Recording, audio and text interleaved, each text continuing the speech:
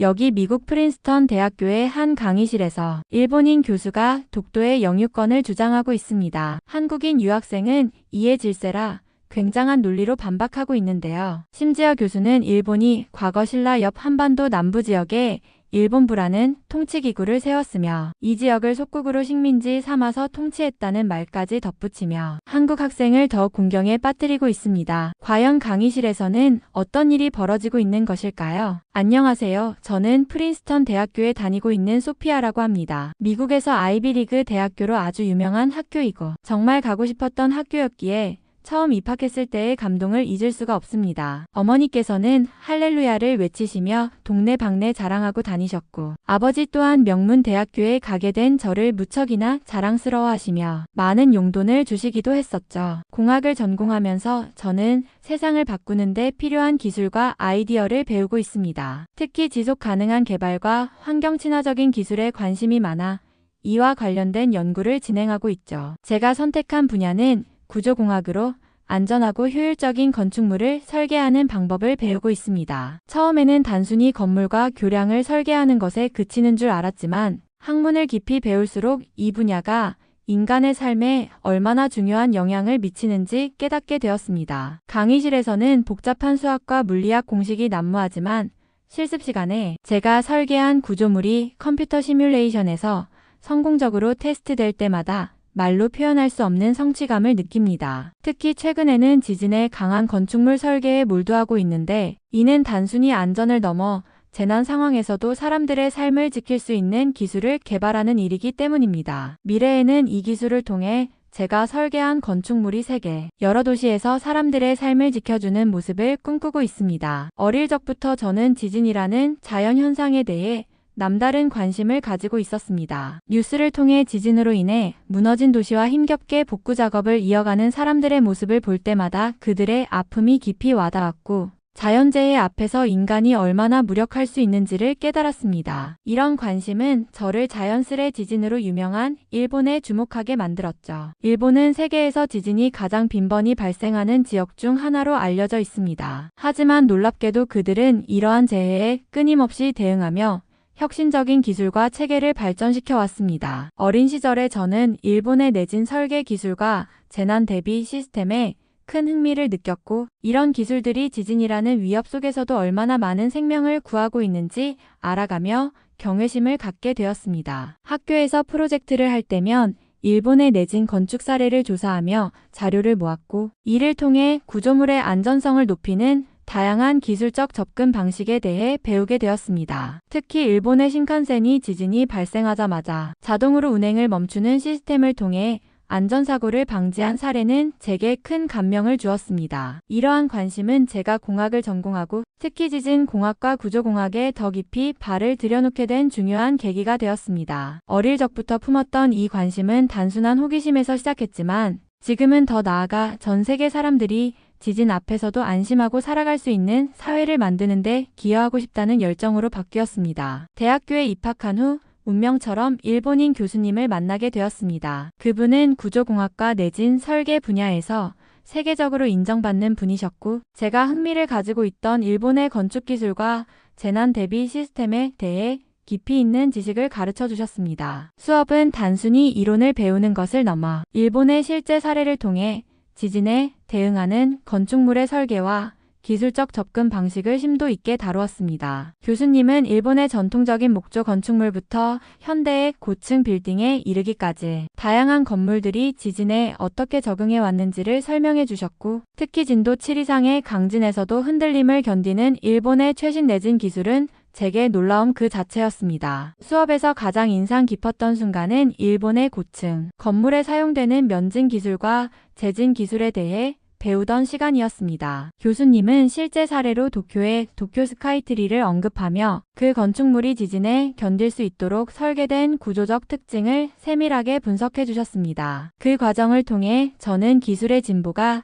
자연재해로부터 인간의 삶을 얼마나 효과적으로 보호할 수 있는지를 다시금 느끼게 되었습니다. 또한 교수님은 학생들이 이론을 실습으로 연결할 수 있도록 적극적으로 지원해 주셨습니다. 연구 프로젝트로 일본의 내진 기술을 기반으로 한 모델링을 진행한 적이 있었는데 교수님께서 지도해 주시며 피드백을 아끼지 않으셨습니다. 그분의 조언을 바탕으로 팀 프로젝트에서 성공적으로 발표를 마칠 수 있었고 제 전공에 대한 자신감도 더 커졌습니다. 그런데 어느 날 수업 도중 교수님께서 일본의 역사와 관련된 이야기를 하시던 중 독도에 대해 언급하셨습니다. 일본에서는 독도를 다케시마라 부르며 일본 영토라고 주장한다는 이야기를 꺼내셨죠. 처음에는 단순히 일본의 관점을 설명하시는 줄 알았지만 교수님은 한 걸음 더 나아가 독도가 역사적으로도 국제법적으로도 일본의 땅이라는 주장을 강하게 펼치셨습니다. 그 순간 교실 안의 공기가 무거워지는 것을 느꼈습니다. 특히 한국에서 온 유학생들이 불편한 표정을 짓는 모습이 눈에 띄었고 저 또한 예상치 못한 이 발언에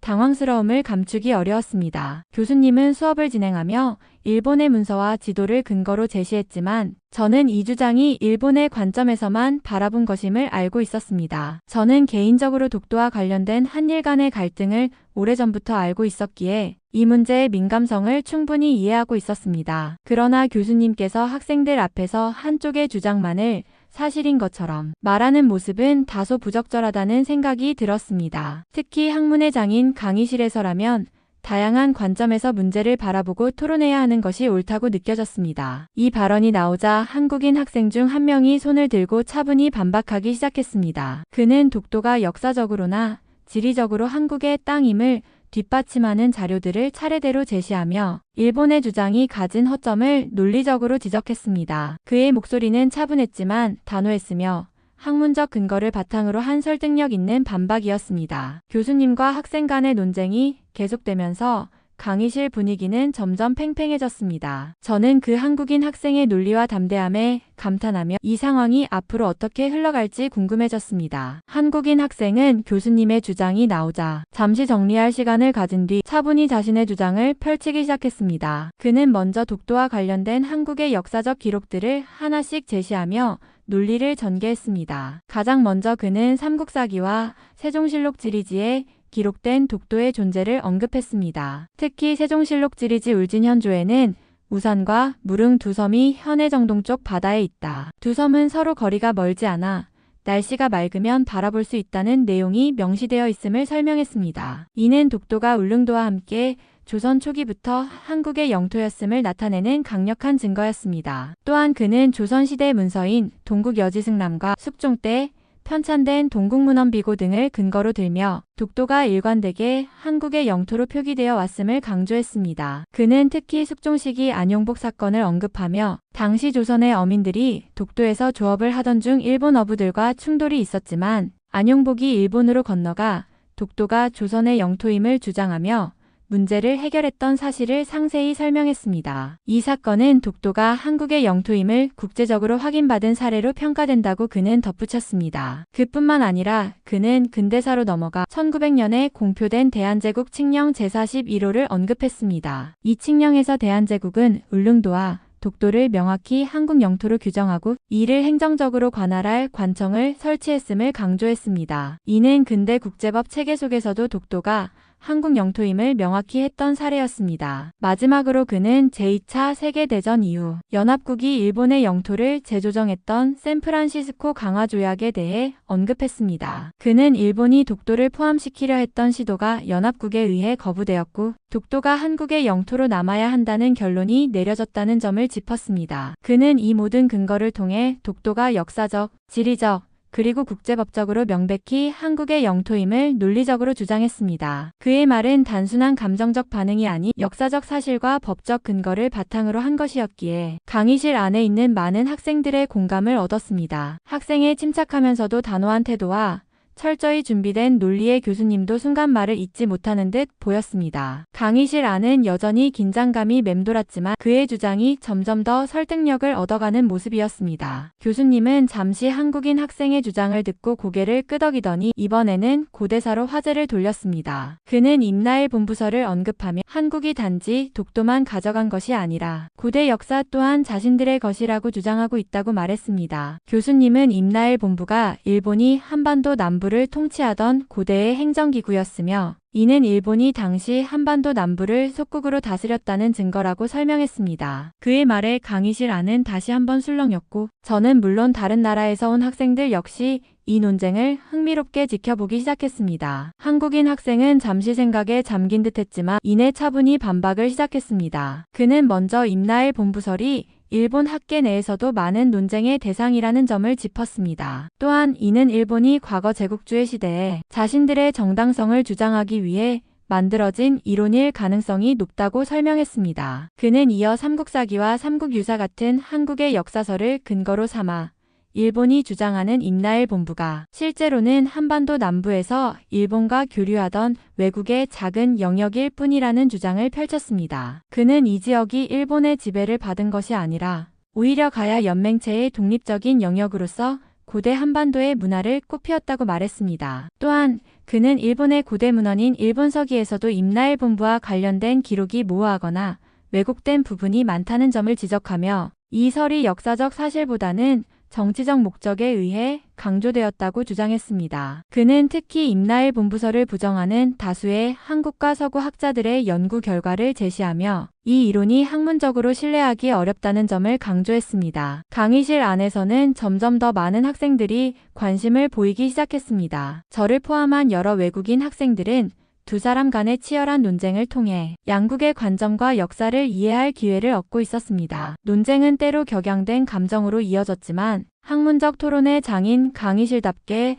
서로의 주장에 대해 진지하게 귀 기울이는 모습도 보였습니다. 저는 이 상황이 단순한 논쟁을 넘어 각국의 역사와 그 해석이 얼마나 다양할 수 있는지를 배우는 순간이라고 느꼈습니다. 동시에 이 문제들이 현대의 외교와 정체성 논의에 얼마나 깊은 영향을 미치는지도 깨닫게 되었죠. 논쟁이 길어질수록 강의실 안의 분위기는 팽팽해졌지만 모두가 이 토론을 통해 많은 것을 배우고 있음을 부정할 수 없었습니다. 논쟁을 지켜보며 저는 문득 이상한 점을 느꼈습니다. 교수님의 태도와 발언에는 단순히 일본의 관점을 설명하려는 것 이상으로 어딘가 한국에 대한 감정이 담겨있는 듯한 뉘앙스가 느껴졌습니다. 마치 한국이 점점 더 주목받고 있다는 사실에 대한 일종의 질투심 같았죠. 사실 전 세계적으로 일본보다 한국에 대한 인기가 많아지고 있다는 것은 이미 주지의 사실입니다. 한국은 K-팝, 영화, 드라마 같은 대중문화뿐만 아니라 반도체와 IT 기술, 그리고 바이오 산업 같은 첨단 기술 분야에서도 놀라운 성과를 보여주고 있죠. 게다가 한국의 시민의식과 민주주의에 대한 세계적인 평가는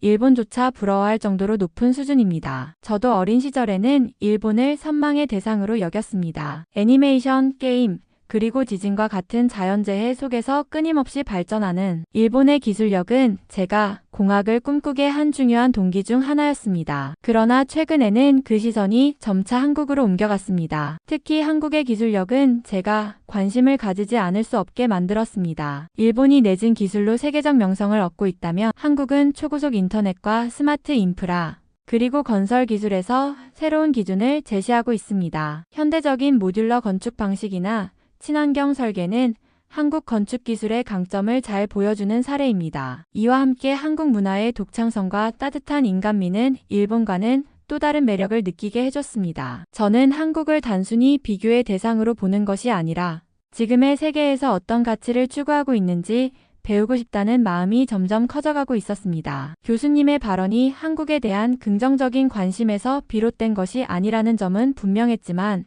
그 속에서 한국의 발전과 세계적 위상이 그분에게 얼마나 큰 자극을 주었는지를 느낄 수 있었습니다. 일본이라는 나라의 한계를 뛰어넘고자 하는 시도와 노력은 분명 훌륭하지만 한국의 성장은 그만큼 강렬한 영향을 미치고 있다는 사실을 다시 한번 실감하게 되었습니다. 교수님은 논쟁이 이어지자 한국인 학생을 더욱 자극하는 발언을 하기 시작했습니다. 그는 한국이 지진에 대비하지 못한 나라라며 한국의 건축물은 진도 5 정도의 지진에도 쉽게 무너질 수 있다고 단언했습니다. 이어서 한국은 내진 설계와 지진 대비 기술에 대해 일본으로부터 더 많이 배워야 한다고 말하며 일본의 기술력을 강조했죠. 그의 발언은 단순히 학문적 토론을 넘어서 감정적으로 한국의 역량을 폄하하는 듯한 인상을 주었습니다. 저는 그 순간 강의실 안의 분위기가 더욱 팽팽해지는 것을 느꼈습니다. 한국인 학생은 교수님의 발언에 즉각적으로 반응하진 않았지만 그의 표정에는 억울함과 분노가 엿보였습니다. 교수님의 말을 들으며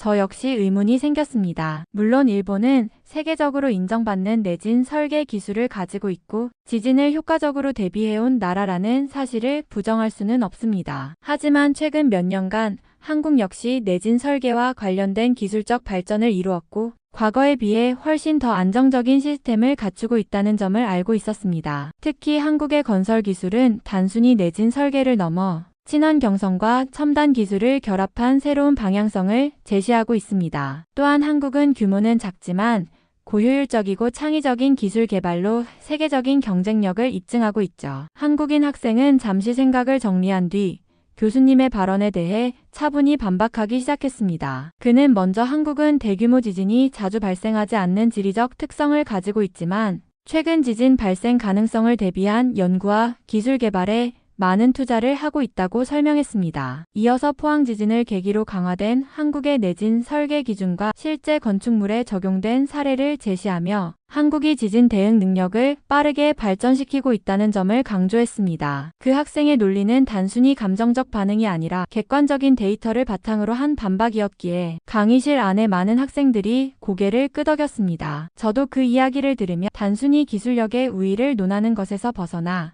각 나라가 처한 지리적 환경과 역사적 배경에 따라 다르게 발전해온 기술과 시스템에 대한 존중이 필요하다는 생각을 하게 되었습니다. 현준이라는 한국인 학생은 교수님의 말을 차분히 듣기만 하다가 마침내 입을 열었습니다. 그의 표정은 평온했지만 목소리에는 강단이 느껴졌습니다. 그는 자신이 한국에서 건축학을 전공했고 이후 미국으로 유학와 다시 대학교에서 공부를 시작하게 되었다고 소개했습니다. 그의 첫 마디부터 강의실의 분위기는 다시 한번 집중되었습니다. 현주는 교수님의 주장을 반박하기 위해 한국의 내진 설계와 건축 기술이 일본보다 결코 뒤떨어지지 않음을 근거와 함께 설명했습니다. 그는 먼저 최근의 사례를 언급하며 한국은 2016년 경주 지진과 2017년 포항 지진을 겪은 이후 내진 설계 기준을 대폭 강화했다고 말했습니다. 이로 인해 현재 한국의 신규 건축물들은 진도 7 이상의 지진도 견딜 수 있도록 설계되고 있다는 점을 강조했습니다. 그는 이어 한국이 개발한 최첨단 기술들을 소개했습니다. 특히 한국의 스마트 건설 기술과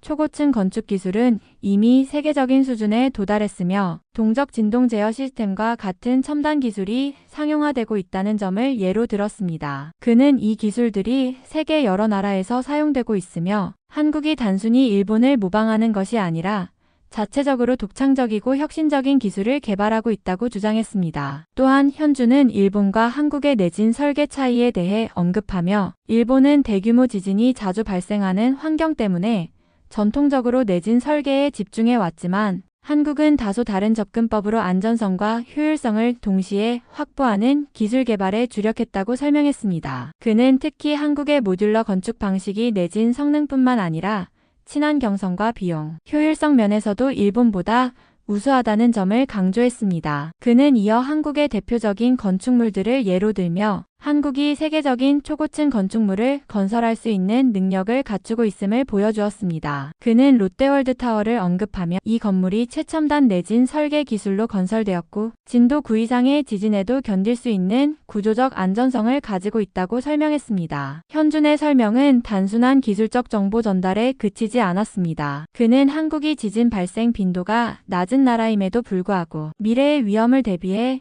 기술 개발과 법제화를 적극적으로 추진해온 노력에 대해서도 이야기했습니다. 그는 한국이 단순히 일본을 따라가는 것이 아니라 독자적인 방향성을 가지고 세계 시장에서 선도적인 위치를 차지하고 있다는 점을 강조했습니다. 강의실 안은 그의 논리적이고 설득력 있는 설명에 깊은 인상을 받는 분위기였습니다. 저를 포함한 많은 학생들은 그의 이야기를 들으며 한국 건축 기술의 우수성을 새삼 깨닫게 되었습니다. 교수님도 잠시 말을 멈추고 그의 설명을 경청하며 다소 난처한 표정을 짓고 있었습니다. 현준의 차분하면서도 강력한 반박은 단순히 논쟁을 넘어 한국 건축 기술에 대한 새로운 인식을 심어준 순간이었습니다. 현준은 교수님의 발언을 듣고 잠시 미소를 띠며 강의실의 침묵을 깨뜨리는 강렬한 한마디를 던졌습니다. 교수님, 한국의 역사는 일본 조상의 나라의 역사입니다. 그 한마디는 강의실 전체를 충격에 빠뜨렸습니다. 저를 비롯한 다른 학생들은 그의 발언에 깜짝 놀랐고 교수님조차 당황한 표정을 감추지 못했습니다. 하지만 현주는 침착함을 유지하며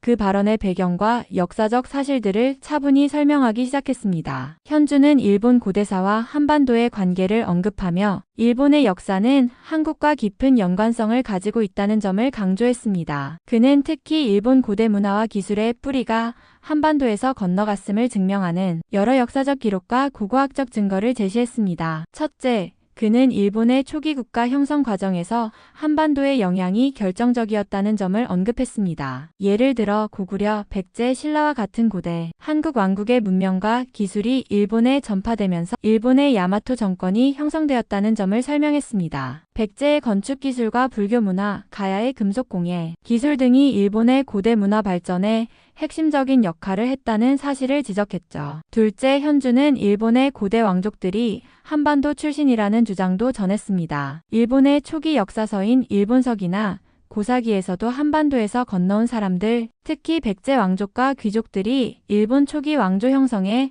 중요한 역할을 했음을 인정하고 있다는 점을 근거로 들었습니다. 셋째, 그는 고고학적 발견들을 예로 들었습니다. 일본 전역에서 발견된 고대 무덤과 유물들, 특히 한반도에서 사용되던 것과 유사한 도자기와 금속, 공예품들은 당시 양국 간의 밀접한 관계를 보여준다는 점을 강조했습니다. 현주는 이어서 교수님께 정중히 질문을 던졌습니다. 교수님, 일본의 건축가 기술, 심지어 고대 왕조의 형성조차 한반도에 영향을 받았다는 점은 학계에서도 논란의 여지가 없습니다. 그렇다면 일본이 자신들의 역사를 이야기하려면 한반도의 역사를 부정할 수 없는 것이 아닌가요? 그의 발언은 강의실 안의 분위기를 완전히 반전시켰습니다. 다른 학생들은 이 놀라운 주장을 경청하며 고개를 끄덕였고 심지어 몇몇은 박수를 치기도 했습니다. 교수님은 잠시 말을 잇지 못한 채 그의 질문에 답변을 고민하는 듯 했습니다. 현준의 말은 단순히 교수님을 반박하는데 그치지 않았습니다. 그것은 일본과 한국의 관계를 새롭게 조명하며 서로의 역사를 이해하고 존중해야 한다는 메시지를 담고 있었습니다. 강의실은 그 순간 단순한 논쟁의 장이 아닌 역사적 진실과 교훈을 함께 고민하는 학문의 장이 되었습니다. 교수님은 현준의 발언에 잠시 침묵한 후 다시 말을 꺼냈습니다. 이번에는 조금 더 자신감 있는 태도로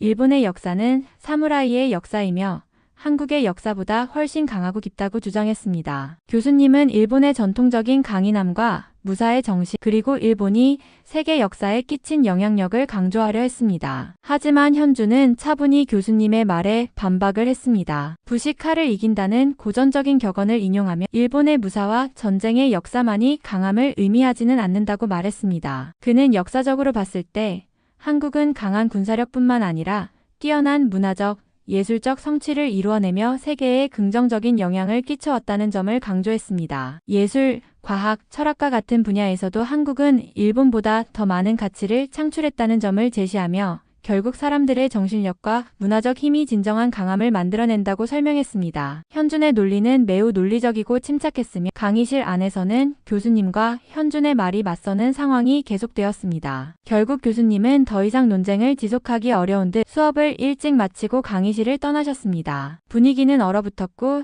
남은 학생들은 조금씩 대화를 시작했습니다. 저는 사실 일본에 대해 많은 관심을 가졌던 학생이었습니다. 일본의 기술력, 문화, 그리고 예술에 대해 매력을 느꼈고 어린 시절부터 일본의 영향을 받으며 자라왔기 때문에 일본을 선망하는 마음이 컸습니다. 하지만 현준의 논리적인 반박을 듣고 나니 제 생각이 잘못된 것 같다는 기분이 들었습니다. 사실 제가 일본을 좋아하는 이유는 그들의 기술적 성취와 역사적 이야기에서 느껴지는 매력 때문이었지만 일본의 역사와 한국의 역사에 대해 깊이 있는 논의가 오가면서 제 시각이 달라지기 시작했습니다. 다른 친구들도 제 생각에 공감하는 듯 일본보다는 한국을 더 응원한다는 말을 했습니다. 그들은 일본의 역사와 문화에 대해 배우는 것도 중요하지만 한국이 이룬 성과와 그 속에 담긴 역사적 의미가 더 논리적이고 깊이 있다고 생각하고 있었습니다. 그들의 말에 나도 점점 동의하게 되었고 한국에 대한 관심과 존경이 더 커졌습니다. 강의실 밖에서 친구들과 나눈 이야기는 더욱 흥미로웠습니다. 그들은 한국의 기술, 문화,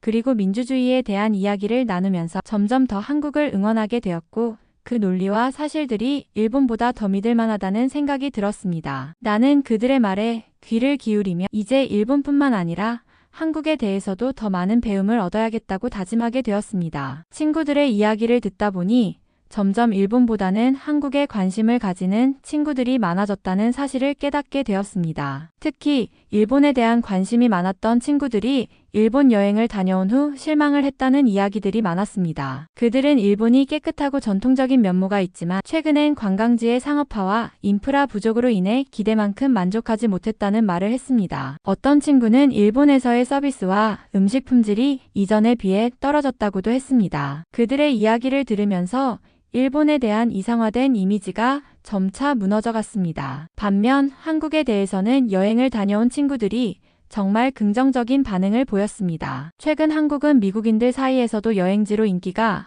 급상승하고 있는데 그 이유에 대해 친구들이 한 목소리로 이야기했습니다. 한국은 전통과 현대가 잘 융합된 나라로 다양한 문화적 경험을 제공한다고 말했습니다. 서울은 물론이고 부산, 제주도 등 지역마다 특색이 다르고 여행하기에도 편리하고 안전하다는 점을 강조했습니다. 그들은 한국의 대중교통이 매우 효율적이고 관광객을 위한 서비스가 잘 되어 있어 여행하기에 정말 좋다고 말했습니다. 특히 한국의 맛있는 음식들이 많은 이들에게 큰 인기를 끌고 있다는 점도 언급했습니다. 길거리 음식부터 고급 레스토랑까지 다양한 선택지가 있으며 무엇보다 음식의 질이 매우 높다는 점에서 모두 만족감을 느꼈다고 했습니다. 또한 한국은 문화적인 매력이 넘치는 곳이라며 역사적인 유적지와 현대적인 거리 문화가 조화를 이루고 있다는 점도 중요하다고 이야기했습니다. K-POP를 비롯한 한국의 대중문화가 전 세계에서 큰 인기를 끌고 있지만 그 외에도 한국의 전통문화와 예술이 여행자들에게 깊은 인상을 남긴다는 점을 친구들이 강조했습니다. 이런 이야기를 들으면서 저는 점점 한국에 대해 더 많은 관심을 가지게 되었고 나중에 한국을 직접 여행해보고 싶다는 생각이 들었습니다. 한국의 문화와 역사 그리고 여행지로서의 매력이 점점 더 다가왔고 저는 이제 일본보다는 한국에 더 많은 관심을 두게 되었습니다. 저는 어느 날 우연히 미국에서 출판된 한국에 관한 책을 읽게 되었습니다. 이 책은 한국의 역사뿐만 아니라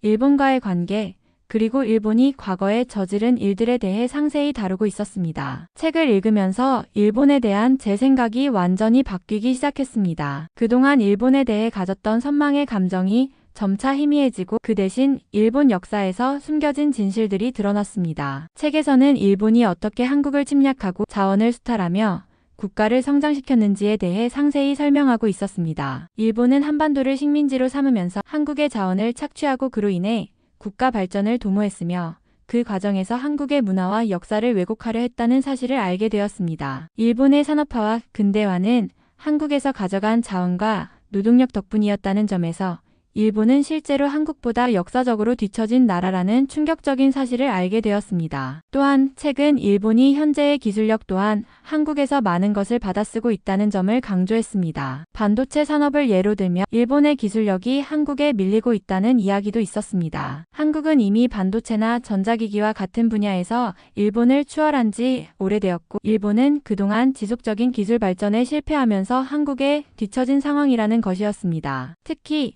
일본은 현재 내수 경기 회복에 어려움을 겪고 있으며 인력 부족으로 인해 연구개발도 제대로 이루어지지 않는다는 전망이 이어졌습니다. 일본의 고령화 사회와 인력 부족 문제는 국가 경제 성장에 큰 부담이 되고 있으며 이는 결국 일본의 기술력과 경쟁력에 심각한 영향을 미치고 있다는 점을 책에서 지적했습니다. 이 책을 통해 저는 일본에 대한 기존의 선망과 경외감이 잘못된 생각이었다는 사실을 깨닫게 되었습니다. 일본은 그동안 한국을 침탈하며 얻은 이익으로 성장한 나라였고 지금의 일본은 과거와 달리 경제적, 기술적으로 뒤처진 상태에 있다는 사실을 알게 되었습니다. 그동안 일본을 높이 평가하던 제 시각이 왜곡된 정보에 의한 것이었음을 깨닫고 이제는 한국의 기술력과 역사를 다시 바라보게 되었습니다. 저는 새롭게 배우려는 언어를 일본어에서 한국어로 바꾸기로 결심했습니다. 일본어는 오랫동안 공부했지만 히라가나를 외우는데 꽤 시간이 걸렸어요. 그에 비해 한국어는 정말 놀라운 경험이었습니다. 한글은 일주일 만에 읽고 쓸 수 있을 정도로 빠르게 익힐 수 있었고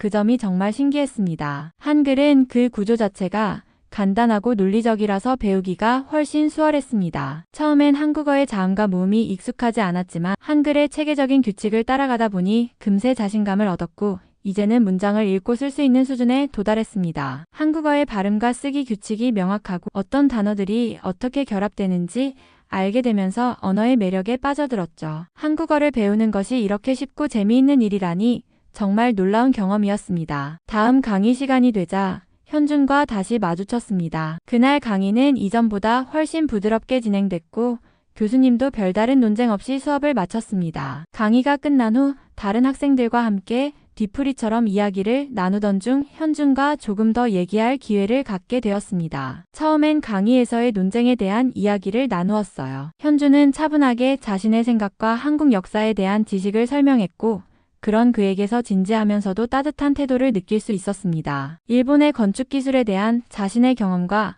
한국의 발전된 내진 설계 기술에 대한 이야기를 들려줬고 그 과정에서 서로의 나라에 대한 이야기들이 오갔습니다. 현준은 일본어와 한국어 두 가지 언어를 자유롭게 구사할 수 있는 친구였습니다. 그가 한국어를 배운 과정과 어려웠던 부분들을 설명하며 자신이 어떻게 한국어에 대해 관심을 가지게 되었는지에 대해 얘기해 주었습니다. 일본의 언어와 문화에 대한 비판적 시각도 그동안 책을 통해 알게 된 한국의 긍정적인 변화에 대한 이야기들도 나누며 더욱 가까워질 수 있었습니다. 그는 한국어를 배우게 된 이유, 즉 한국의 기술력과 문화에 대해 감동을 받았다는 것을 솔직히 말해줬고 그 이야기를 들으니 저는 자연스럽게 그에 대한 호감을 느끼게 되었습니다. 서로의 관심사와 생각을 공유하며 더욱 편안하게 대화를 나누었고 그 과정에서 우정이 싹트는 기분이 들었습니다. 이렇게 현준과 이야기를 나누다 보니 어느새 시간이 훌쩍 지나갔고 그 이후로도 자주 만나게 되면서 더욱 친해질 수 있었습니다. 서로의 생각과 경험을 나누며 더욱 깊은 대화를 나누는 사이가 되었습니다. 현준과 더 많은 이야기를 나누면서 저는 한국에 대해 점점 더 잘 이해하게 되었습니다. 그동안 한국에 대해 갖고 있던 단편적인 생각들을 넘어 한국 문화와 사람들에 대한 깊은 통찰을 얻기 시작했어요. 한국인들이 가진 근면 성실함과 부지런함은 정말 특별하다는 것을 깨달았습니다. 현준도 그런 특성을 몸소 체험한 사람으로서 그의 이야기 속에서 한국 사람들의 끊임없는 노력과 열정, 그리고 시간을 아끼려는 태도를 알 수 있었습니다. 그는 항상 일을 끝내기 전에 최선을 다하며 매사에 책임감을 느끼고 꾸준히 해내려고 한다고 말했습니다. 그 이야기들을 들으면서 저는 한국인들이 왜 그렇게 강한 경쟁력을 지니고 있는지 그리고 그들이 일상에서 얼마나 부지런히 노력하는지를 직접 느낄 수 있었습니다. 저는 한국인들이 일을 대할 때의 태도와 집중력이 정말 인상적이었습니다. 그들은 일에 대한 자부심을 가지고 있으며 주변 사람들과의 협업을 중시하면서도 자기주도적으로 일 처리를 하려는 경향이 있었습니다. 이는 한국 사회가 어떻게 빠르게 발전할 수 있었는지 그들의 근면성과 성실함이 그 근본적인 원동력이었음을 깨닫게 했습니다. 또한 한국인들이 어려운 상황에서도 항상 긍정적인 자세를 유지하고 어려움을 극복하려는 태도도 많이 배웠습니다. 그들은 작은 성취에 감사하며 끊임없이 앞으로 나아가려는 자세를 가지고 있었습니다. 한국의 경제 발전도 결국 이런 사람들의 노력이 있었기에 가능했음을 더욱 실감하게 되었습니다. 이러한 점들이 점점 더 와닿으면서 저는 한국인들의 근면 성실함과 부지런함을 존경하게 되었고 그것이 한국 사회와 문화의 중요한 특징이라는 것을 확실히 깨닫게 되었습니다. 그 후 저는 한국에서의 삶과 문화에 대해 더 많이 배우고 싶어졌습니다. 현준과의 대화를 통해 한국인들의 일하는 방식과 생활 방식을 더 깊이 이해하게 된 후 한국에 대한 제 생각은 더욱 긍정적으로 변화했습니다. 친구들과도 자주 이야기하며 한국의 근면 성실한 문화가 그들 삶에 어떻게 녹아있는지 그들이 어떻게 문제를 해결하고 어려움을 이겨내는지에 대해 듣게 되었습니다. 또한 한국의 교육 시스템과 사회 전반에서 나타나는 엄청난 노력과 경쟁심도 느낄 수 있었습니다. 특히 교육에 대한 열정과 학문을 중시하는 한국 사회의 특성은 정말 놀라웠습니다. 현준은 언제나 공부와 일에 최선을 다하며 성취를 이루기 위해 끊임없이 도전하고 있다는 이야기를 자주 해줬습니다. 그 열정과 노력은 그의 삶에 깊이 뿌리내려져 있었고 그는 그것이 한국인들의 특성 중 하나라고 말했습니다. 그러면서 저는 한국의 문화적 요소들 예를 들어 강한 가족의식이나 친구들끼리의 끈끈한 관계, 또한 공동체 의식 등이 어떻게 한국 사회를 지탱하고 있는지에 대해 많은 생각을 하게 되었습니다. 한국인들은 함께하는 것을 중요하게 여기며 서로를 돕고 응원하는 문화가 굳게 자리 잡고 있음을 느꼈습니다. 그들 사이의 협력과 상호 존중은 정말 특별한 것이었죠. 이제 저는 한국을 단순한 관광지나 관심의 대상이 아닌 그들의 문화와 사회를 존중하고 이해하려는 마음으로 바라보게 되었습니다. 그동안 가졌던 일본에 대한 이상화된 시각에서 벗어나 한국이 가진 독특한 강점과 가치들을 배우고 싶다는 생각이 커졌습니다. 더 이상 단순히 외적인 부분만이 아니라 한국의 역사, 사회, 문화 속에 숨어있는 깊은 의미와 그들의 정신을 배우고 싶었습니다. 그리고 앞으로 한국에서 연구를 하고 그들의 사고방식과 기술을 배워서 한국이 세계에서 왜 중요한 나라가 되었는지 그 비결을 이해하고 싶다는 꿈을 가지게 되었습니다. 저는 한국의 건축에 대해서도 더 깊이 공부하고 싶다는 마음이 커졌습니다. 한국의 건축은 단순히 미적인 면만 있는 것이 아니라 그 안에 한국 고유의 역사, 문화, 그리고 기술이 담겨 있다는 것을 알게 되었습니다. 특히 전통적인 한옥 건축이나 최근에 발전한 현대적인 건축물들은 그 자체로 매우 독창적이고 매력적이었습니다. 한국의 건축은 그 나라의 자연 환경과 사회적 특성, 그리고 생활 방식에 맞게 설계된 것이 많아서 다른 나라들과는 또 다른 독특한 접근 방식을 가지고 있다는 것을 깨달았습니다. 현주는 한국의 전통 건축에서 중요한 요소들에 대해 설명해 주었고 그 중에서도 한옥의 특성에 대해 깊이 있게 이야기해 주었습니다. 한옥은 자연과 조화를 이루는 건축물로 벽이 얇고 창을 크게 만들어 집 안에서도 자연의 변화를 느낄 수 있도록 설계되어 있다는 점이 인상 깊었습니다. 또한 한옥의 구조에서 나타나는 한국인의 미학적 감각과 실용적인 디자인이 어떻게 오랜 시간 동안 유지될 수 있었는지에 대해 궁금증이 생겼습니다. 또한 현대 한국의 건축물들은 그만큼 혁신적이고 기술적으로 뛰어나다는 점에서 매력을 느꼈습니다. 서울의 고층 건물들이나 복잡한 도시 환경에서 효율적이고 기능적인 디자인을 통해 공간을 활용하는 방식은 정말 놀라웠습니다. 특히 한국은 건축 기술에서 세계적인 경쟁력을 자랑하는데 그것은 단순히 기술적 발전뿐만 아니라 사람들의 요구와 사회적 흐름을 반영하는 능력이 뛰어나기 때문이라고 생각합니다. 저는 한국의 건축에 대해 더 깊이 공부함으로써 그들이 어떻게 전통과 현대를 결합하며 독특한 건축 문화를 만들어갔는지 배우고 싶었습니다. 또한 한국 건축에서 배운 것들을 다른 나라의 건축과 비교하며 건축의 보편적이고도 지역적인 특성을 이해할 수 있을 것 같았습니다. 한국 건축의 기술과 디자인 철학을 배우고 나며 제가 추구하는 건축적 목표를 이루는데 많은 도움이 될 것이라는 확신이 들었습니다. 오히려 일본을 알게 되며 일본보다 한국의 우수함의 매력을 느꼈고 한국을 꼭 가보고 싶다는 생각이 드네요. 일본인 교수님을 보며 일본의 폐쇄성이 오히려 한국을 더 돋보이게 한다는 생각이 들었고요. 저 말고도 한국에 관심을 가지게 된 친구들이 굉장히 많은데 앞으로도 한국은 더욱 세계를 선도할 나라가 될 것이라는 생각이 들고 한국 문화가 왜 세계적인 인기를 끄는지 알 것만 같았습니다. 저의 꿈도 한국의 전통 건축처럼 자연과의 조화가 되는 건축에 대해 공부하는 것이 되었고 한국의 철학과 가치가 저의 인생에 큰 영향을 줄 것 같습니다. 앞으로도 한국을 더 좋아하고 관심을 가질 이유는 많으니까요. 이번 사연은 여기서 마무리하도록 하겠습니다. 끝까지 시청해주셔서 감사드립니다. 좋아요와 구독은 영상 제작에 큰 힘이 됩니다. 꼭 한 번씩만 눌러주세요. 감사합니다. 아니, 일본은 손님을 왜 반기지 않는 거죠? 여기 일본에 가서 당황하고 있는 중국인들이 있습니다. 일본에서 중국인의 입국 비자 완화를 준비하고 있다는 소식에 중국인들이 일본에 관심을 가지게 되었다고 하는데 과연 일본에서는 어떤 사연이 있을까요? 안녕하세요. 저는 중국에서 여행사를 운영하고 있는 장쯔이라고 합니다. 한국 관광 노선을 주로 가는 여행 가이드이기도 하죠. 한국은 친절하고 깨끗해서 모든 중국인들의 만족도가 높은 나라이고 워낙 중국과 가깝기 때문에 비행거리도 짧아서 인기가 많은 지역입니다. 그런데 최근 일본에서 중국에 조금 더 호의적인 태도로 바뀌자 중국인 관광객들은 일본을 향하려는 움직임이 생겼습니다. 아마 일본의 경제가 굉장히 어려운 상황이기 때문에 다른 나라의 발길을 더 쉽게 하기 위해서 노력하는 것으로 보이더라고요. 중국인의 입장에서는 일본 여행은 비교적 가까운 여행지이므로 시간이 나면 꽤나 갈 만한 곳이라고 생각하고 있죠. 이런 상황에서 저는 일본에 있는 저의 중국인 친구 저우신에게 연락했어요. 저우신은 일본의 상황이 최근 굉장히 힘들어진 것이 사실이고 젊은 사람들은 취업도 하지 않고 여러 사회 문제들이 생겨나고 있다더라고요.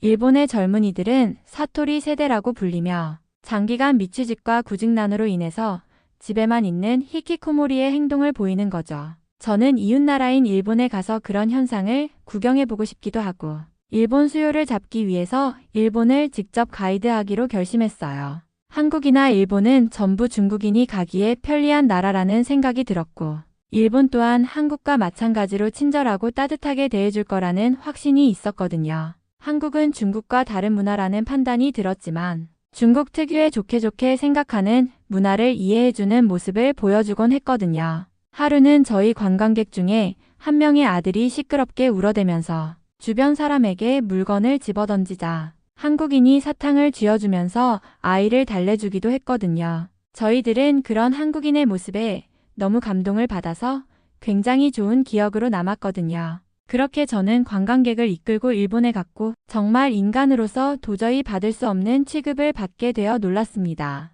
일본에 가서 깃발을 들고 줄지어서 여행을 하는데 저희를 보며 비웃는 일본인 학생들을 만나게 되고 일본 길거리에서 저희 관광객과 일본인 학생들이 마주쳤을 때 분위기는 순식간에 달아오르기 시작했습니다. 한 학생이 우리를 향해 비웃으며 속삭였고 그 말에 불쾌감을 느낀 한 관광객이 반응을 보였습니다. 왜 웃는 거야? 뭐가 그렇게 웃기다는 거냐? 라며 저도 모르게 말이 나왔습니다. 그 순간 주변의 다른 학생들이 조용히 그쪽으로 다가왔고 분위기는 점점 긴장감이 감돌았습니다. 여기서 뭐 하는 거냐? 라고 한 학생이 우리를 비난하는 듯한 말투로 물었습니다. 그 말에 우리의 관광객들은 당황하며 멈칫했지만 결국 참지 못하고 대답을 했습니다. 우리는 관광하러 왔을 뿐이야. 그런데 왜 그런 태도를 취하냐? 일본 학생들은 다소 거칠게 너희들 같은 사람들이 일본에 온다고? 라고 비꼬는 말을 덧붙였습니다. 그때 그들의 비웃음과 조롱이 점점 더 심해지면서 일부 관광객들이 화가 나기 시작했고 몇몇이 반박하면서 말싸움이 일어나기 시작했습니다. 주변을 지나던 일본인들도 흥분한 모습을 보였고 다른 관광객들도 긴장을 느끼며 이를 지켜보고 있었습니다. 순간 저는 이 상황을 어떻게 풀어야 할지 몰라 당황스러웠습니다. 분위기는 점점 악화되었고 결국 경찰이 도착하기 전에 그들을 분리시켜야 했습니다. 경찰이 도착했을 때 상황은 이미 꽤 긴장감이 돌고 있었습니다. 그런데 경찰이 우리를 대할 때의 태도는 그야말로 예상치 못한 것이었습니다. 경찰관은 매우 불쾌한 표정으로 우리를 쳐다보며 마치 우리가 문제의 중심에 있는 사람인 양 대했습니다. 여기서 뭐 하는 거냐? 왜 이렇게 소란을 피우고 있냐?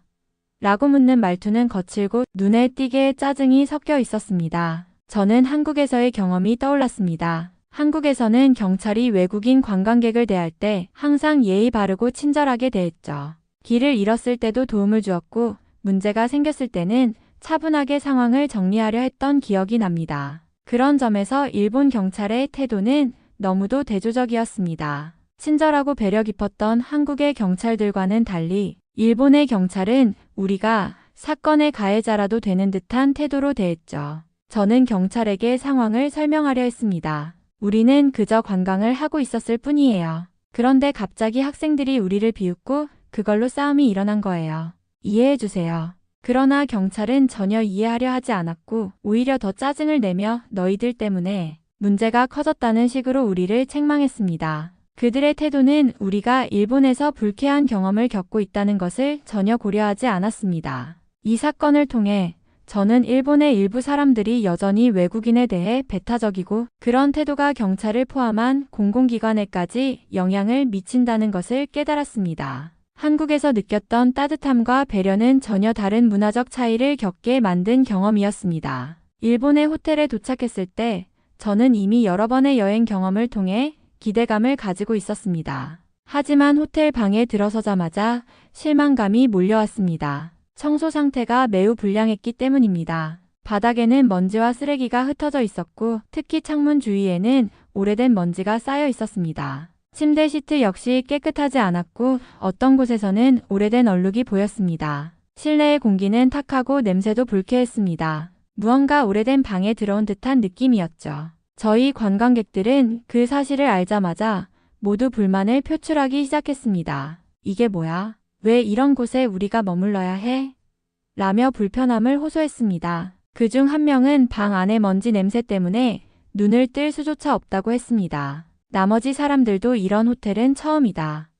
라고 말하며 불쾌감을 드러냈습니다. 저는 그 즉시 호텔 프론트 데스크에 연락을 했습니다. 하지만 그들이 보인 반응은 기대와는 달리 매우 형식적이었고 문제 해결을 위한 진지한 태도는 찾아볼 수 없었습니다. 죄송합니다. 불편을 드려서 죄송합니다. 다른 방으로 옮겨드리겠습니다. 라고 말은 했지만 대체로 그들이 제시한 해결책은 너무나도 형식적이고 실질적이지 않았습니다. 그 방을 바꾸어 달라고 했을 때 방은 여전히 청소 상태가 불완전하고 냄새가 심했죠. 한국에서 경험했던 호텔들은 항상 깨끗하고 직원들이 친절하게 대응해 주었기에 이런 상황이 더욱 충격적으로 다가왔습니다. 한국에서는 비슷한 상황이 발생하면 호텔 직원들이 적극적으로 사과하고 즉시 문제를 해결하려고 했지만 일본에서는 그런 자세가 전혀 느껴지지 않았습니다. 물론 일본 전반에 대한 이미지를 그저 한 호텔의 경험만으로 평가할 수는 없지만 그 순간만큼은 매우 실망스러웠습니다. 저는 저우신에게 연락을 했습니다. 저우신, 일본 상황이 좀 이상한 것 같아. 일본은 이렇게 외국인에 대해 배타적인 분위기일 줄 몰랐어. 호텔도 청소가 제대로 안 되어 있고 경찰도 우리가 문제인 것처럼 대하더라고. 내가 기대한 것과 너무 달라. 라고 말했죠. 그러자 저우신은 원래 일본은 이런 곳이야. 일본 사람들은 외국인에게 친절한 편이 아니고 한국과 비슷하지 않냐? 라고 대답했습니다. 그 말을 듣고 저는 잠시 생각한 뒤 대답했습니다. 한국은 정말 훨씬 좋은 나라야. 한국 사람들은 외국인에게도 친절하고 서비스가 훨씬 더 좋아. 내가 한국에서 경험한 것은 정말 인상적이었어. 한국 경찰도 친절하고 사람들이 서로 배려하면서 살아가니까. 일본은 그와는 전혀 달라. 저우신은 잠시 침묵을 했고 저는 계속 말을 이어갔습니다. 한국은 확실히 다르더라고. 한국에서 사람들이 어려운 상황에 처했을 때 서로 도와주고 배려하는 모습이 자주 보여. 예를 들어 내가 한국에서 길을 잃었을 때 친절하게 길을 알려주고 도와준 사람들이 많았어. 그런 모습은 일본에서는 좀처럼 보기 힘든 것 같아. 저우신은 여전히 그럴 수도 있지만 일본은 그래도 역사나 문화적인 면에서 특별한 점이 있어라고 말했지만 저는 그 대답을 이해하면서도 마음속에서는 여전히 한국이 더 좋다고 생각했습니다. 한국은 제게 더 따뜻하고 친절하며 외국인도 존중받는 느낌을 주었으니까요. 그런 점에서 저는 한국에 대한 애착이 더욱 강해졌고 일본에서 겪은 불편한 경험은 그 차이를 더 확실하게 느끼게 해줬습니다. 결국 저는 저우신에게 부탁을 했습니다. 저우신, 일본에서 이런 상황이 너무 이상하니 우리와 함께 다니면서 일본의 맛집들을 소개해 줄 수 있겠어? 저우신은 흔쾌히 응답하며 우리와 함께 일본의 여러 맛집을 다니기로 했습니다. 그와 함께 일본의 전통적인 음식들을 경험하는 것은 기대되는 일이었죠. 저우신은 일본에 대한 현지 정보를 잘 알고 있었기에 우리에게 유익한 가이드를 해줄 거라고 믿었습니다. 하지만 첫 번째 음식점에 들어갔을 때부터 분위기는 예사롭지 않았습니다. 우리가 단체로 들어가자 음식점 직원들은 다소 쌀쌀맞은 태도로 맞이했습니다. 직원들은 우리에게 아무런 인사도 없이 자리를 안내했지만 뭔가 불편한 기운이 흘렀습니다. 메뉴를 고르고 주문을 하려고 했을 때 직원들이 갑자기 중국인 단체 손님은 받지 않는다는 말을 덧붙였고 그 말에 모두 당황했습니다. 저희는 단체 손님을 받지 않아요. 다른 곳을 찾아보세요. 라고 정중하게 말은 했지만 그 뉘앙스는 명백히 불쾌함을 내포하고 있었습니다. 우리는 당황하며 자리를 떠나야만 했고 그런 대접을 받은 것에 대해 불만이 쌓였습니다. 저우신도 눈에 띄게 당황한 기색을 보였습니다. 그는 우리에게 일본에서 외국인, 특히 중국인에게 이런 태도를 보이는 경우가 많다라고 설명하며 조금은 부끄러워하는 듯 보였습니다. 그 다음으로 갔던 또 다른 음식점에서는 상황이 더욱 악화되었습니다. 식사를 하려고 자리에 앉자마자 한 직원이 다가와서 우리의 테이블을 확인하고는 바로 중국인은 일본에 오지 말아라는 말을 내뱉었습니다. 그 말은 우리가 듣기에 너무나 모욕적이었고 모두들 충격을 받았습니다. 우리 중 한 명이 이게 무슨 말이냐? 고 반박하자 그 직원은 아무런 해명도 없이 무시하듯 돌아갔습니다. 저우신은 그 상황에서 머뭇거리며 일본의 일부 사람들은 정말 그런 생각을 가지고 있어. 한국보다 중국인에 대한 반응이 훨씬 부정적일 때가 많다라고 말했지만 그 말에 대해서는 더 이상 할 말이 없었습니다. 그때부터 저는 일본을 다시는 방문하지 않겠다고 마음을 굳혔고 이번 여행에서 겪은 불쾌한 경험은 일본에 대한 제 생각을 크게 바꿔놓았습니다. 관광객들은 점점 더 불만을 표시하기 시작했습니다. 일본에서의 불쾌한 경험들이 쌓이고 점점 그들의 불만은 폭발 직전까지 이르게 되었습니다. 이건 도대체 뭐야? 우리가 왜 이렇게 대접받아야 하냐? 이런 나라에 왜 우리가 여행 왔어? 이건 정말 말도 안 돼. 한 명이 화를 내며 말을 덧붙였습니다. 우리는 이런 대접을 받을 생각으로 온 게 아니야. 이제 전액 환불해줘야 해. 저는 당황스러웠습니다. 상황을 진정시키기 위해 최대한 차분하게 말을 꺼냈지만 그들은 이미 화가 나고 있었습니다. 환불은 어렵습니다. 이미 예약한 사항이니 전액 환불은 불가능합니다. 라고 대답했지만 그들은 여전히 내 말을 듣지 않았습니다. 우리는 이런 대접을 받을 이유가 없어. 여행의 의미가 없잖아. 한 명이 계속 소리를 지르기 시작했어요. 그들의 불만은 계속해서 커졌고 결국 거리 한복판에서 큰 소리가 울려 퍼졌습니다. 우리는 돈을 주고 왔고 기대한 만큼의 서비스는커녕 오히려 불쾌한 대접을 받았어. 이게 여행이냐? 이렇게 끝낼 수는 없다. 그들은 일본 사람들을 향해 소리쳤고 주변을 지나던 사람들도 놀란 눈치였습니다. 저는 너무 부끄럽고 이 상황을 어떻게 해결해야 할지 막막해졌습니다. 이런 식으로 여행이 끝나면 안 된다. 전액 환불을 해줘야 한다. 그들은 점점 더 고집을 부리며 계속해서 소리쳤고 그 소리는 거리 곳곳에 울려 퍼졌습니다. 저희 일행이 이렇게 소란을 피우는 상황에서 일본 사람들의 시선은 차갑고 불편해 보였습니다. 결국 저는 한 명씩 진정시키려고 했지만 그들의 분노는 쉽게 가라앉지 않았습니다. 그들은 중국 특유의 문화인 무조건 요구 방식으로 해결되지 않으면 끝까지 물고 늘어지는 모습이었습니다. 저는 이 상황을 더 이상 참을 수 없었고 일본에서의 경험이 얼마나 불쾌했는지 그들이 왜 이렇게까지 요구하는지를 이해하게 되었습니다. 결국 관광객들은 반응을 보이지 않는 저와 저우신을 비난하며 일본에서의 여행은 결국 불행하게 이어지게 되었습니다. 그런데 상황이 점점 더 어려워져 갔습니다. 관광객들은 계속해서 환불을 요구하며 소란을 피우고 저는 어떻게든 이 상황을 해결해야 했습니다. 하지만 전액 환불은 도저히 불가능했고 그들의 분노는 더욱 커졌습니다. 그때 저는 갑작스레 한 가지 묘책을 떠올렸습니다.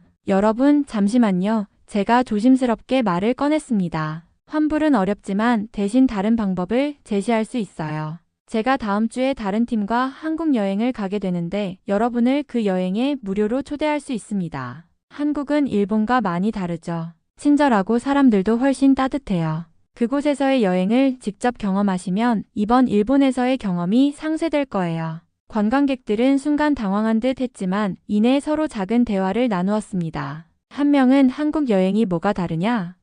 고 물었고 다른 한 명은 그렇게 말하는데 한국에서의 여행이 과연 그렇게 좋을까?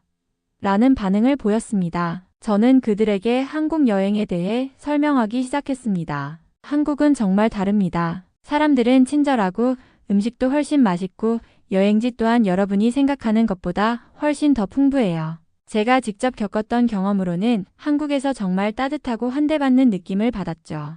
일본과는 확실히 달라요. 그들이 조금씩 고개를 끄덕이며 관심을 보이기 시작했습니다. 저는 그 기회를 놓치지 않고 계속 설득했습니다. 만약 한국 여행을 하게 되면 제가 여러분을 모두 잘 챙기고 최고의 경험을 드리겠습니다. 이번 일본의 불쾌한 경험을 다시 생각하지 않도록 도와줄 수 있어요. 그럼 환불 대신 한국 여행을 즐기면서 일본에서의 불편함을 잊어보는 게 어떨까요?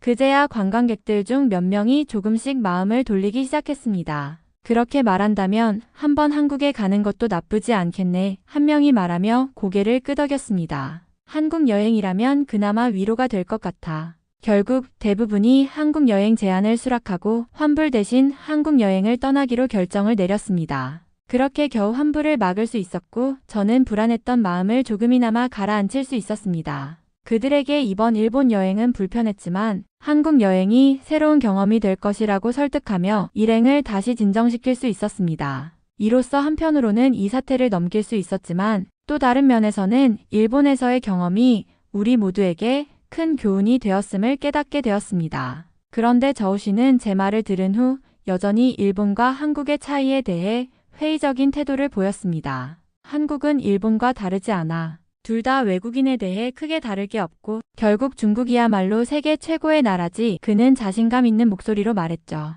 그의 말에는 중국에 대한 자부심이 가득 묻어 있었습니다. 하지만 저는 그 말에 동의할 수 없었습니다. 그렇게 간단히 일본과 한국을 동일시할 수 없다고 느꼈기 때문이죠. 저우신 그렇게 말할 수도 있겠지만 한국은 분명히 달라. 제가 조심스럽게 답했습니다. 한국은 그들의 문화와 사람들이 정말 다르고 외국인에게도 친절하고 따뜻해. 한국에 갔을 때 나는 그곳에서 정말 좋은 기억들을 많이 만들었어. 사람들이 어떻게 그렇게 친절하게 대할 수 있는지 정말 놀랐지. 일본과는 달라. 그들의 서비스와 문화는 확실히 다른 점이 많아. 저우 씨는 잠시 말없이 듣고 있었지만 여전히 중국이 가장 뛰어난 나라라는 믿음을 놓지 않고 있었습니다. 하지만 저는 계속해서 한국에서의 좋은 기억들을 떠올리며 말을 이어갔습니다. 한국에서 나는 정말 감동적인 순간들을 많이 경험했어. 길을 잃었을 때도 사람들이 적극적으로 도와줬고 어떤 때는 심지어 내가 찾는 음식점까지 데려다 주기도 했어. 한국의 사람들은 정말 친절하고 그곳에서의 경험은 내게 큰 의미였어. 저희 관광객들은 일본에서의 마지막 날 자유여행을 떠났습니다. 대부분은 이제 남은 시간을 최대한 즐기고 싶어 했고 일본의 거리를 돌아다니기로 했죠. 하지만 그 자유여행이 진행될수록 점점 불편한 기운이 감돌았습니다. 몇몇 관광객들은 마치 중국에서 하던 것처럼 여기저기 돌아다니며 가격을 흥정하기 시작했습니다. 그들은 일본의 상점에서 물건을 살 때마다 가격을 깎으려고 했고 때로는 목소리를 높여 소리치며 흥정을 시도했죠. 이 가격은 너무 비싸, 더 싸게 해줘. 여기서는 이렇게 해도 되잖아. 라며 주변 사람들이 놀랄 만큼 큰 소리로 이야기하는 모습이었습니다. 저는 그 모습이 상당히 찜찜하게 느껴졌습니다. 물론 중국에서 그런 행동은 흔히 볼 수 있는 일이지만 일본에서는 그렇게 행동하는 것이 매우 부적절하다는 생각이 들었습니다. 일본에서 물건을 사는 건 단순한 흥정을 넘어서 그들의 문화에 맞지 않는 행동일 수 있다는 것을 잘 알았기에 불편한 감정을 느꼈죠. 일본은 일반적으로 가격이 정해져 있고 흥정 문화가 없는 나라였으니까요. 그뿐만 아니라 몇몇 관광객들은 옷가게에서 비싼 옷을 마음껏 입어보면서 이거 너무 비싸. 어떻게 이렇게 비싸게 팔 수 있지? 라고 소리치기도 했습니다. 일본의 옷가게 직원들이 그들을 따라다니며 조심스럽게 안내를 해도 그들은 전혀 의식하지 않고 마치 대수롭지 않다는 듯 행동했죠. 이거 일본에서 이렇게 입으면 안 돼.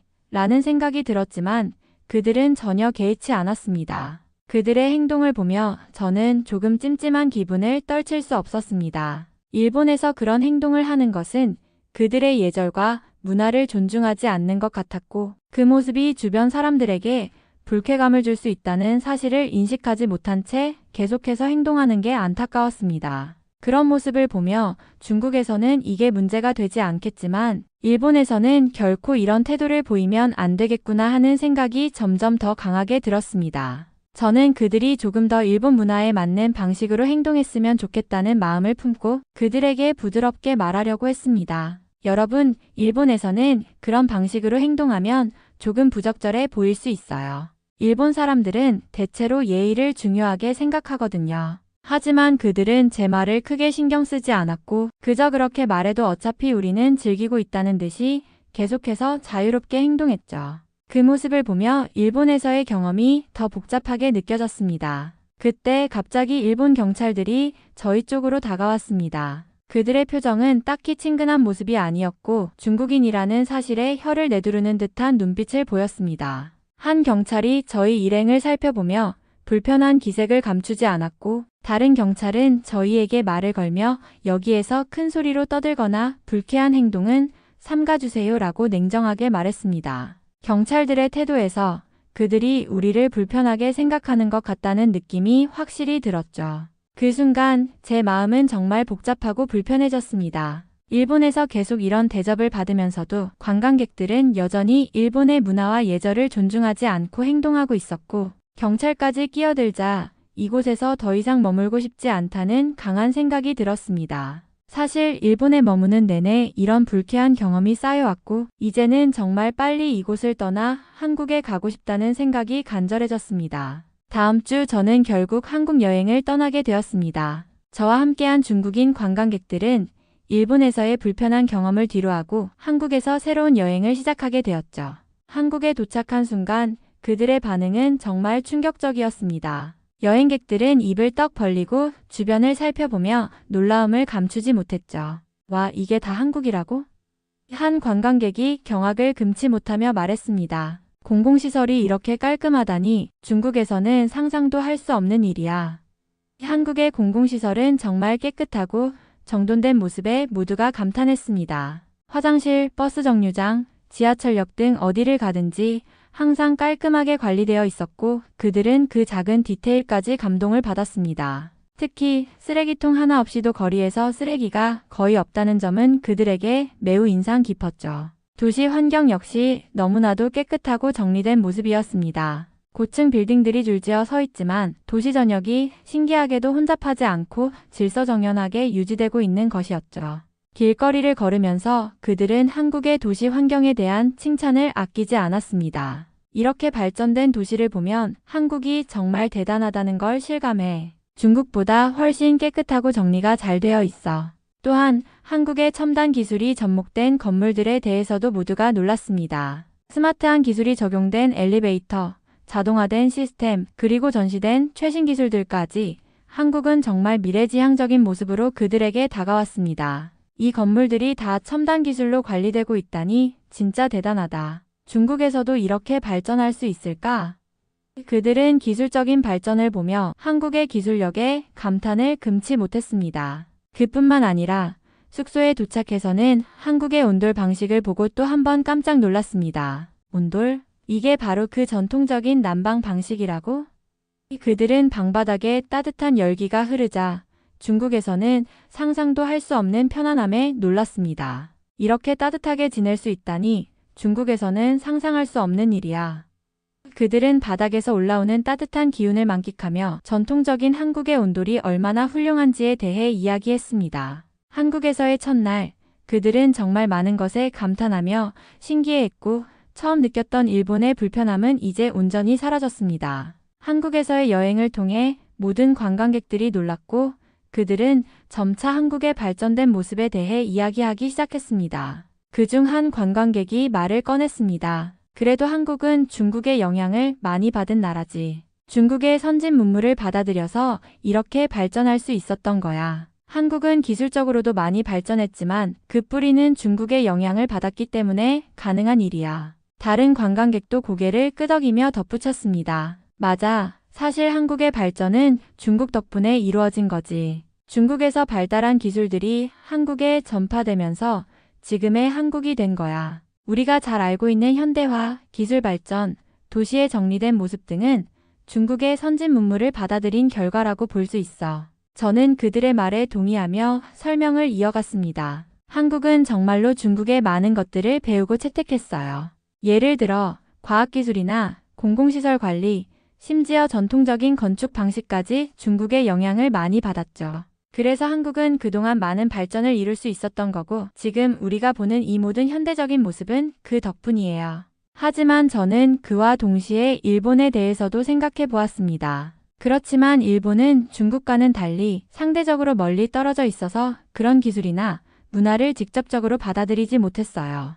일본은 고유의 전통과 문화가 강하게 살아있지만 중국의 기술적 영향을 많이 받지 않았기 때문에 한국보다는 발전 속도가 조금 더 느린 것 같아요. 관광객들은 그 말에 더욱 고개를 끄덕이며 그렇구나. 그러니까 일본은 중국과 가까운 나라인 한국에 비해 그런 발전이 좀 늦을 수밖에 없었겠네 라고 말했습니다. 그들은 일본의 경제나 기술 발전 속도가 한국보다는 상대적으로 느린 이유를 어느 정도 이해할 수 있게 되었습니다. 한국이 이렇게 발전한 건 결국 중국의 선진 문물을 받아들이고 그것을 현대화하는 데 성공했기 때문이야. 그 덕분에 우리는 이렇게 멋진 한국을 여행할 수 있게 된 거지. 한 관광객이 말하며 다시 한번 한국의 발전에 감탄을 표했습니다. 그들은 일본의 상황에 대해 이해하고 한국의 발전을 더 깊이 인정하게 되었습니다. 한국은 중국을 배운 나라로서 그 영향을 잘 받아들이고 발전했음을 실감하며 한국에서의 여행은 그들에게 새로운 깨달음을 안겨주었죠. 한국에서의 여행 동안 관광객들은 또 다른 놀라운 점을 경험했습니다. 바로 한국의 식당과 음식점에서 제공되는 셀프 반찬이었습니다. 여기서는 반찬을 마음껏 먹을 수 있구나. 관광객들은 식사를 하면서 무제한으로 제공되는 반찬들에 감탄을 금치 못했죠. 여러 가지 맛있는 반찬들이 한 상에 차려지며 가격이 저렴하다는 사실에 모두들 더욱 놀랐습니다. 중국에서는 이렇게 반찬이 무료로 제공되는 곳이 거의 없지 않나요? 이곳에서는 마음껏 먹을 수 있어서 정말 기분이 좋아요. 라며 그들은 한국 식사 문화에 매료되었습니다. 그뿐만 아니라 한국의 교통 시스템도 그들에게 매우 인상 깊었습니다. 지하철 요금이 이렇게 저렴하다니, 이렇게 저렴한 가격으로 여기저기 여행할 수 있다니 너무 좋다며 그들은 기쁨을 감추지 못했습니다. 한국의 지하철은 저렴한 요금에 비해 편리하고 효율적이었고 다양한 관광지로 쉽게 이동할 수 있었죠. 우리는 마음껏 돌아다닐 수 있고 돈이 그렇게 많이 들지 않아서 여행이 훨씬 편해졌어요. 이처럼 한국은 관광객들에게 놀라운 가격 대비 높은 품질을 제공하며 편리하고 경제적인 여행을 가능하게 해주었습니다.